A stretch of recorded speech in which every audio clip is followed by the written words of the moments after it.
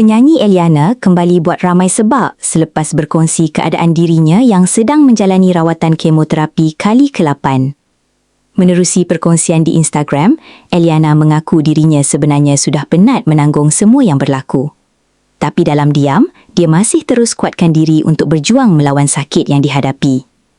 Jiwa sudah lama menyerah, tapi badan masih terus berjuang. Ayat pendek itu sahaja sudah cukup buat ramai tersentuh. Penyanyi lagu Tak Tercapai Akalmu itu juga berterima kasih kepada semua yang tak pernah putus mendoakan dirinya selama ini. Katanya, setiap doa dan kata-kata baik yang diterima sangat bermakna buat dirinya. Dalam masa sama, Eliana turut memohon maaf jika pernah melakukan kesilapan sepanjang dia dikenali ramai. Perkongsiannya kali ini terasa lebih jujur dan penuh emosi, seolah-olah dia sudah terlalu lama memendam rasa. Eliana juga mengaku dia tidak sekuat seperti yang orang selalu nampak di media sosial. Tidak seceria, tidak sesabar dan tidak mampu lagi berpura-pura semuanya baik-baik sahaja. Aku juga manusia. Itu antara luahan yang paling buat ramai tersentuh hati.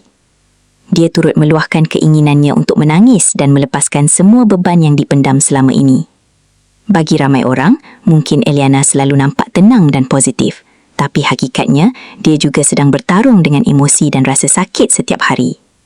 Untuk rekod, Eliana sebelum ini pernah mendedahkan dirinya menghidapkan sel limfoma dan sudah melalui pelbagai rawatan termasuk kemoterapi.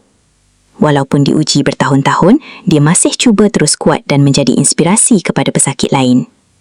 Perkongsian terbaru itu membuatkan ramai sedar, kadang-kadang orang yang selalu senyum itulah sebenarnya paling banyak memendam kesakitan.